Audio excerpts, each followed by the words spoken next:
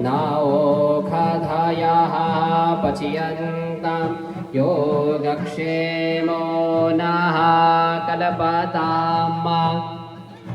ॐ चतुर्मुखं चतुर्बाहुं सृष्टेदुपद्विकारकां सावित्री स्वामिनं देवं ब्राह्मणं प्रणमाम्यहम्।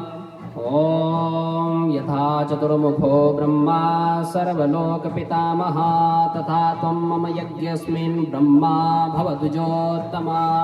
ॐ नमो ब्रह्मण्यदेवाय गोब्राह्मणहिताय च जगद्विदाय कृष्णाय गोविन्दाय नमो नमः।